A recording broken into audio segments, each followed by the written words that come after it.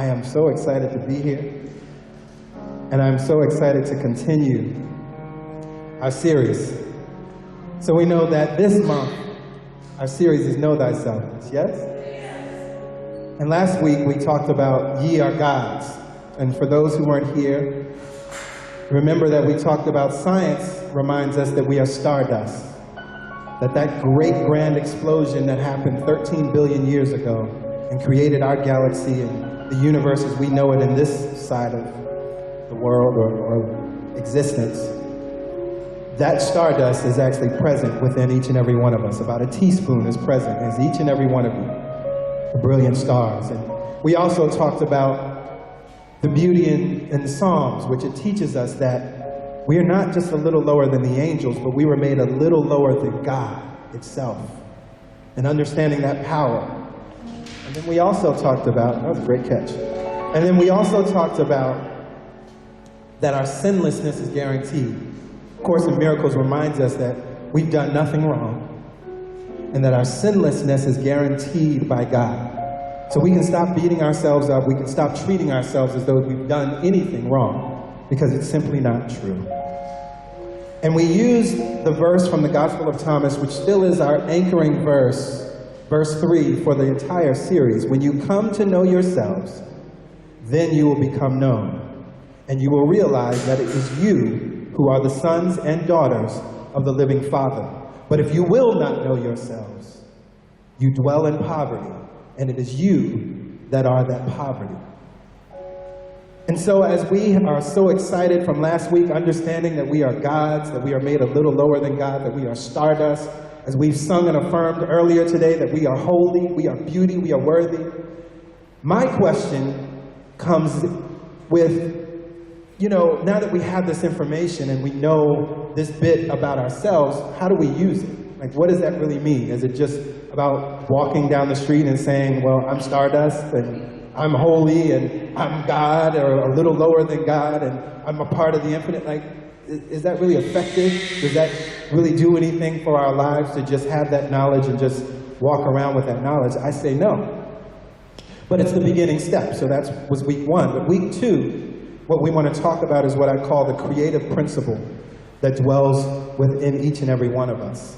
And I believe that we can't, I believe that we can't actually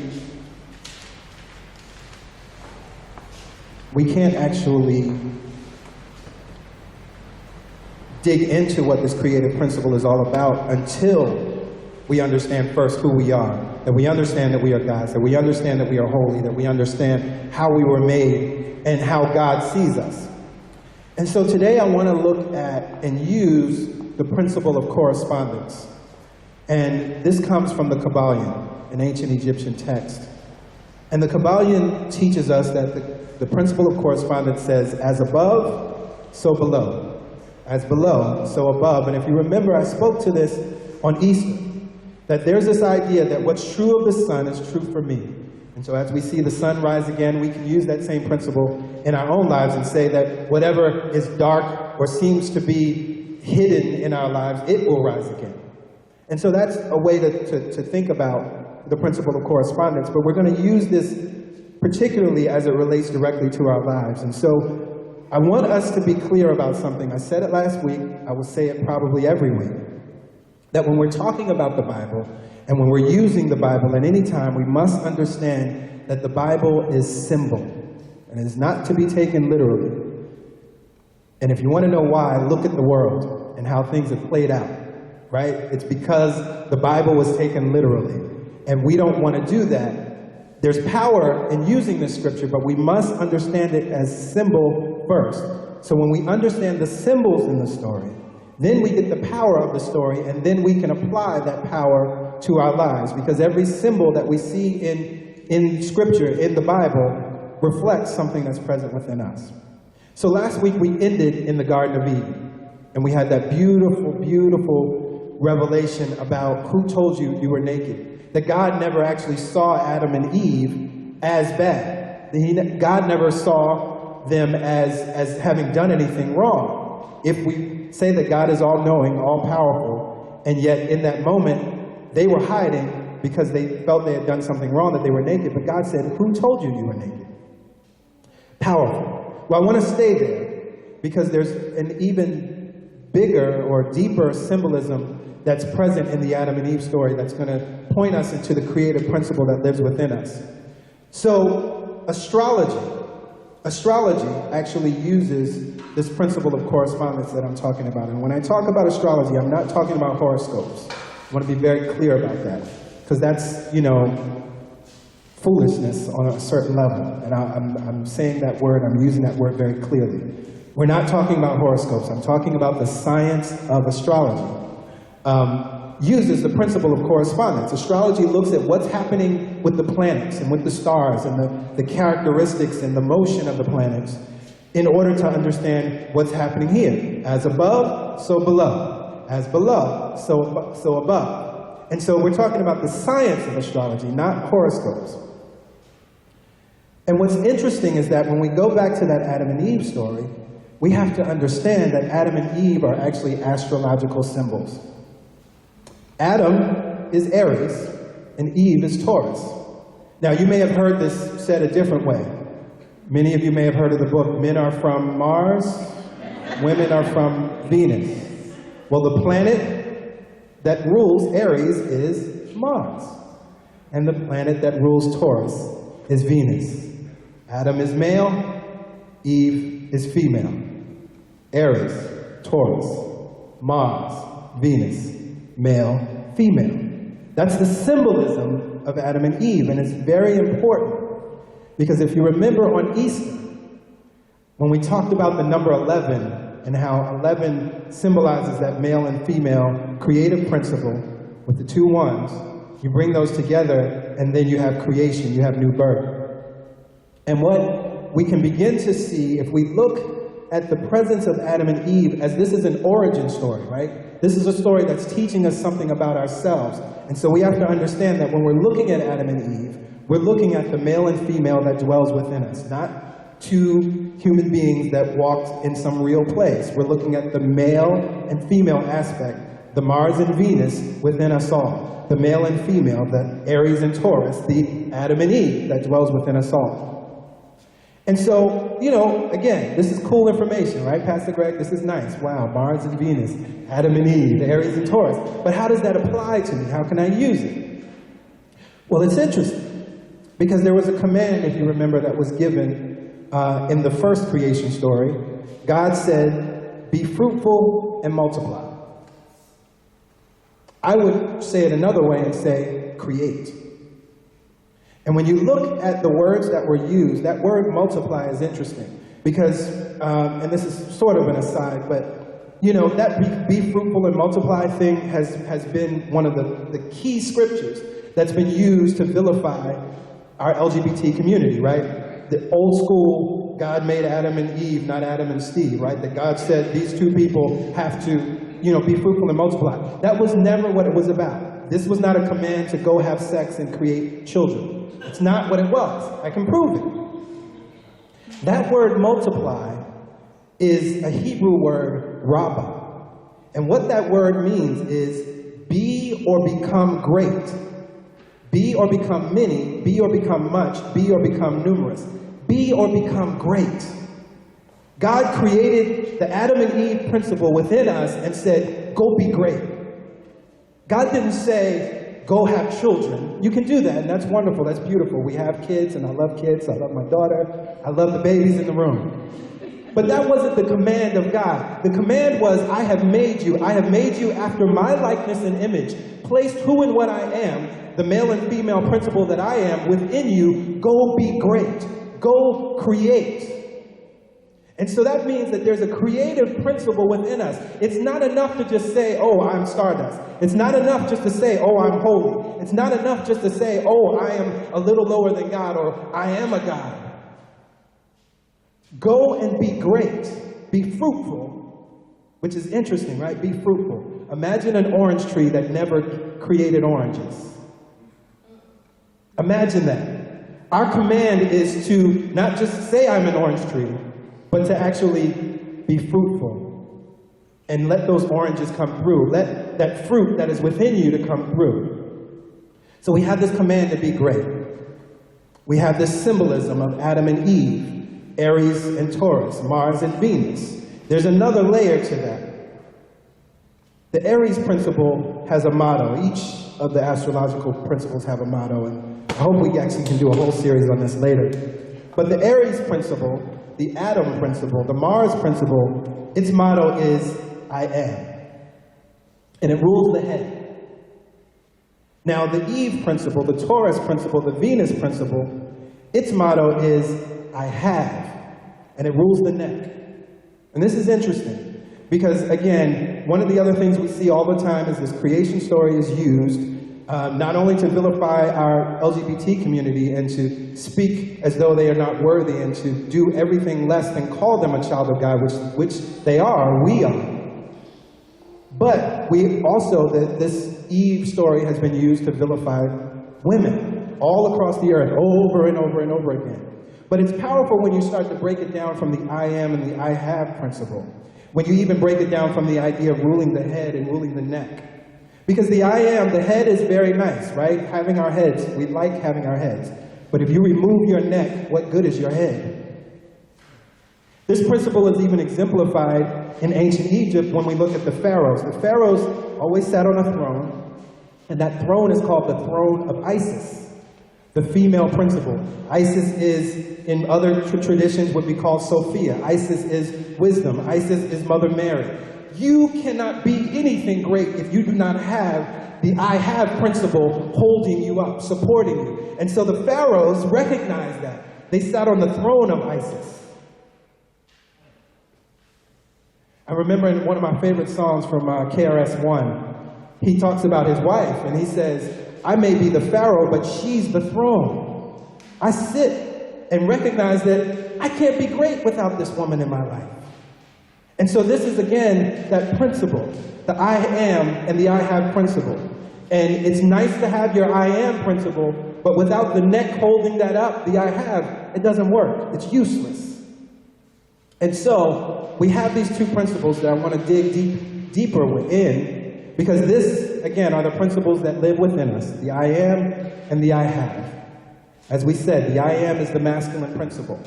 And we see that played out in the world. If you think about the most stereotypical masculine traits, you start to have an understanding of what the I am is. And so, you see these guys that just want to stick their chest out and, I am, I'm here, and this is who I am, and because I am, you will do what I say, and I am, and I am. That's, we see that, and we felt it. That principle is the principle of war. Aries, that principle is a principle that is a fiery principle that is always pushing in that sense, right? Beautiful when it's placed in its proper form, when it has something to fight against that's meaningful. But unfortunately, if we look through history, and particularly if we look even in the Bible, when we look at all of the wars that happened and all of the fighting in the Bible and at the same time across the world, that was under the age of Aries. Under that age of war, there was constant fighting and constant bickering, and there was this whole idea of we have to conquer you. That's that I am principle, okay? One of the other things to know about the I am principle in nature is that it represents the seed. And so then we have the female principle, the feminine principle, which is the I have principle. And we can see that typified. I've had experiences with women I've dated in the past where they're beautiful, accomplished even, but that's all they are. They don't have any sense of what their internal, true, natural, God-given greatness is. And so because they have a certain pair of shoes, because they have a certain type of makeup, because their hair is done by a certain stylist, because they have a certain type of clothes, they're in this having place, thinking that the having is what makes them great, thinking that the stuff is what makes them brilliant. And many times we see, and ladies in the room, you may be able to say yes to this, that many times you become obsessed with the having, thinking that if I have it all, then someone will realize, oh, how great I am. Someone will see, oh, how beautiful I am. Someone will know, oh, I'm special. But the truth of life is that you're already stardust. As Yolanda just said, we came into this world with the joy, with the bliss, with the beauty. That's the truth of our life. So we don't need to worry about having. You already have. And so that's how we see that principle played out, again, in its most stereotypical form, okay? And know this, these principles operate in all of us. There are many men that operate in that same having. Oh, well, I have a car, so that means that, you know, I'm XYZ, or I have this job, or I work for that person, or I live in this neighborhood, therefore I'm worthy and special. So again, and this is always, we always must be clear about this, that these principles dwell within each and every one of us. And at many times in our lives, we're operating in one or the other. The other important piece about the I have principle, in nature, it represents the soil. So in nature, we have I am, which is the seed. In nature, we have the I have, which is the soil. So again, I hear you, Pastor Greg, this is wonderful. Lots of information. But how do I apply it? Well, if you take these two principles, uniting the two creates or births everything in your world. And so whether you knew it or not, you've always been operating out of your I am and your I have, and you brought them together, they made love and created a baby called your experience. And so what we want to do is understand how we can unite these things to create maybe a different experience, or a more joyous experience, or a more brilliant or more amazing experience. And so there are 3 steps. The first, and I want you to repeat it after me, the first is to recognize. The second is to harmonize. And the third is to actualize. So recognizing, what does that mean? Well, that's standing in the I am. And I love I am affirmations. We all love affirmations. You know, I'm thinking about an old skit that used to be on Saturday Night Live with the guy that would stare in the mirror. He's like, I'm good enough, I'm smart enough, and gosh darn it, people like me. Right? We love those I ams, you know, and we love affirmations. I am strong, I am brilliant, and it feels good after you start to say them for a while, and I am holy, and I am beauty. We recognize who we are, because as we're understanding stardust, I am a little lower than God. I am great, I am powerful, I am strong, I am courageous. We operate in that, but again, that's just having this I am principle just running loose. And again, we've seen what, you know, that I am principle looks like when it's running loose in the world. We see what that I am principle looks like in this own country when we're pushing and continuing to have wars all over the world based on I am the United States. I am this, I am that. We see what that principle does. And it's a very external principle. It can be destructive when it's not harmonized. And this is where the beauty, we must bring in the feminine and understand that as we know that I am, we know what we have. And so, as I say that I am strong, I know that I have strength within me. And it's that supports me. That's the neck that's holding me up. So it's not just a head running around, rolling around, unsupported, but you have strength within you. And it's from having that strength that you can be strong on the earth. So we harmonize. Take our I am, celebrate our I am, stand in it because it's strength, it's strong. Again, that's why it can go to war and fight in that way. It's a strong principle, it's a powerful principle, but we must unite it. We unite it with the I have. And it is from uniting it that then we create something. We create something beautiful. And again, that I have principle is an internal principle. So we bring the external I am. We unite that with the internal I have. And it reminds me of, you know, the scripture of storing our treasures in heaven. And that's why that internal part is important, because that's the part that we can't always see. Many times, you know, women, we can't always understand what you're thinking or know what you're thinking. You can hold that energy in. And there's a whole lot happening. That internal world is powerful. It's deep. Right? But it's just like the soil. We have the example. When you place the seed in the soil, you don't know what's happening under there. But there's some powerful things happening. because the minerals and all of the elements are coming together into that seed and supporting it and covering it. And it's wise enough to take the sunshine and take the rain that comes into it and knows how to feed that seed and surround that seed and nourish that seed and encourage that seed and speak to that seed and know exactly what that seed is supposed to be. That's what that female principle does. And so the seed, even in its youngest state, I'm remembering in kindergarten when we learned what plants were all about, and we would take, I think we brought like a lima bean in or some other seed or kidney bean, and you would put it you would wet a paper towel and put it together and then put it in a cup, and you would watch. And every day we would go look at our cups, and eventually you would start to see that bean, that seed open up. And you just see how precious and how delicate it is. The I have principle is the thing that's holding that. It's the thing that's supporting that. It's the thing, not only that, it's supporting it in its young stage, but even as it grows out of the ground and becomes a strong tree, no matter how big that tree gets, no matter how amazing that tree gets, no matter how much fruit that tree bears, the soil can hold it. See, that's the I have principle. That's why you have to have that I have principle. That's why we must harmonize. It's not enough to recognize. We have to harmonize it. And then we can actualize. The actualizing is the tree coming out of the ground. The actualize is knowing our purpose, and our purpose comes forward, and we begin to live in it, and we begin to stand in it, and we begin to grow in it. And not only that, but we produce the fruit that then goes on to produce more fruit, and more fruit, and more fruit. That's what happens as we're actualizing. And so we can begin to speak these words over our lives. We can begin to make love within ourselves. And so we can say, I am great. Because I am great, I have unique skills, talents, and abilities within me now to serve the world. We can say, I am whole. Because I am whole, I have self-confidence, self-love, and self-worth. Because I am whole, I have something to give to the earth. See, that have, again, it's supporting you.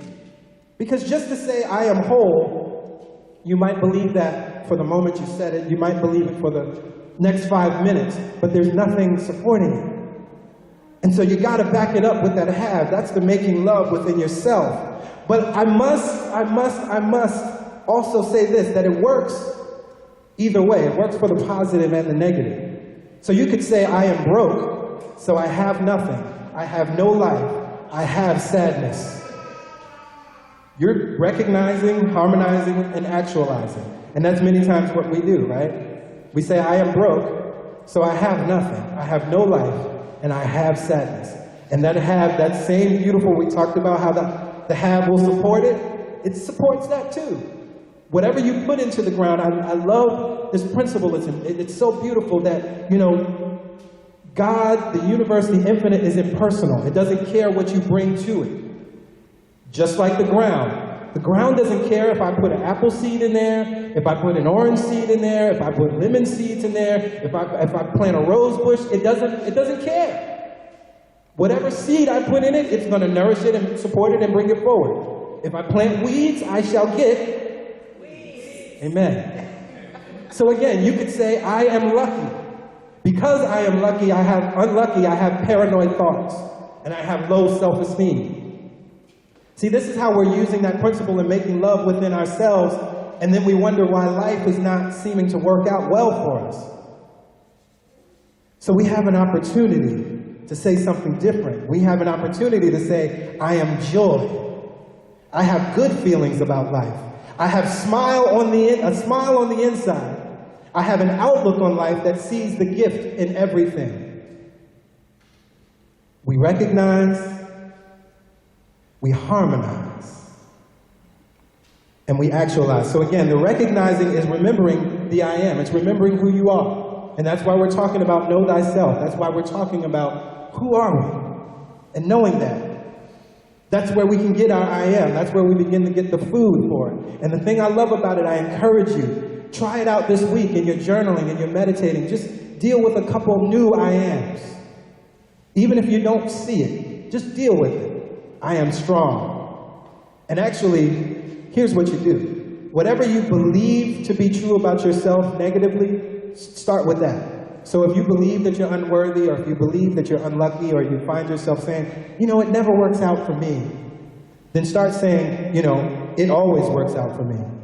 I am a person who always experiences things working out for me. But don't stop there. You gotta harmonize it. You gotta make love within yourself. I love that. You gotta make love within yourself and bring that have principle, that beautiful feminine principle that supports the earth, that supports the world. That's why we look at our globe and it's personified as Mother Earth. It's the thing that supports us. That feminine principle is bad. Do y'all get, like, do y'all see how amazing it is? This earth that supports everything, all of the systems, the water and the sky and the animals and us and even the buildings and things that we put in it that are actually harming it, but it still supports us all. That's how amazing that principle is. And again, it lives within you. As above, so below. As below, so above. So as you see it happening in the earth, as you recognize the I have principle happening within our own planet, the place that we call home, it is also living within you. And that is why you can know it is true, and that's where your power comes from to use this. So we harmonize, we make love within ourselves. And then we actualize. We allow this to be the reality of our life. I allow all that I am and all that I have to be my reality. Can we say that? I allow all that I am, and all that I have to be my reality. Again, I allow all that I am and all that I have to be my reality. Let's stand, let's stand. We are in the creative principle, recognizing that this is the principle of life. That principle, the I am principle that lives within us, the I have principle that lives within us, was given a command when we entered this earth to be fruitful and multiply. We were given a command to go and be great. We were given a command to go and create. And we understand now that we may have been using that creative principle against our own best wishes, our own best desires, our own hopes, our own dreams. But right now we understand the power of our I am and our I have. And so we unite this in harmony, making love within ourselves and speaking a word of truth over ourselves. We allow all that we are and all that we have to be our reality, to rule our lives. And so in this moment I speak a word over each and every person in this room within the sound of my voice and beyond. I know that the I am principle within each and every person in this room is powerful. It is powerful beyond measure. It has no limits. It has no restraints.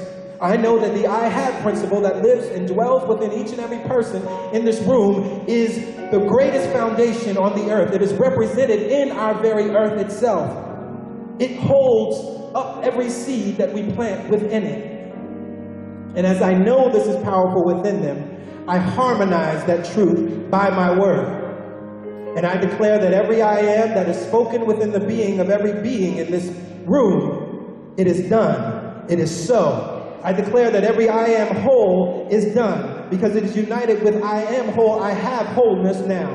Every I am strong, it is done, for it is united with the strength that lives within them. We have strength. Every I am courageous is united with courage itself, for we have courage within. Every I am wealthy is done in this moment, for it is united with I have wealth here and now, for I understand who my father is. I understand who and what my mother is, for it dwells within me.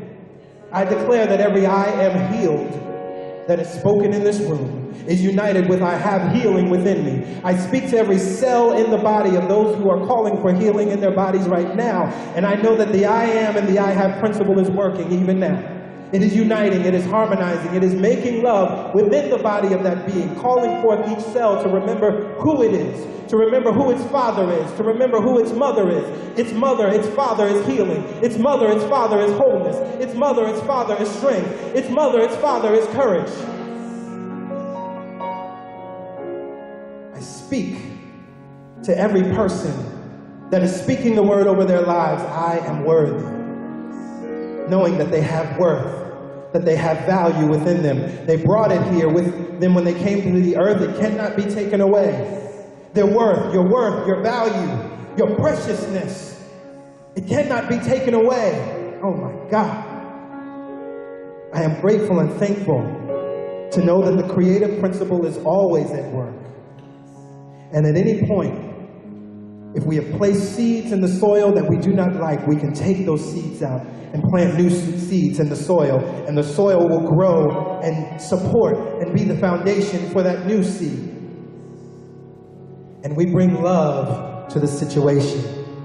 We bring love on the scene now, for we know that it is love. It is love that is present in the I have, and it is love that is present in the I am. It is love that brings us together, that allows us to unite in love and create anything. It all comes out of love. And so we choose to love on ourselves. And we choose to bring love to ourselves even when we think we've messed up. We choose to bring love to ourselves even when we think we've made a mistake. We don't kick ourselves. We don't fuss at ourselves. We don't judge ourselves. We simply unite our I am and our I have in a new way, in a profound way. What we did yesterday no longer matters. It does not exist. And what we will do in the future does not matter. It does not exist. We operate in the now. And for this word of blessing, for this word of creation, I am grateful and I am thankful. I release this word back into the universe where the power resides, knowing that the universe knows how to bring these things about, knowing that the universe has all wisdom and all knowledge and will take that which I have planted and bring it forth perfectly every time. And so together we say amen, ashe, and so it is.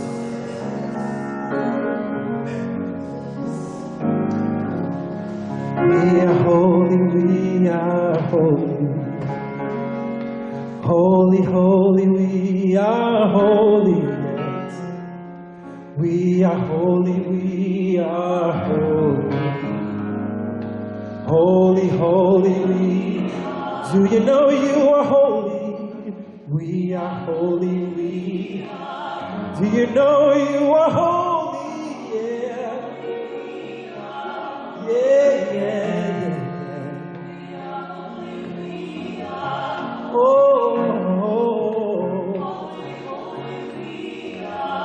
you are holy, yeah, yeah.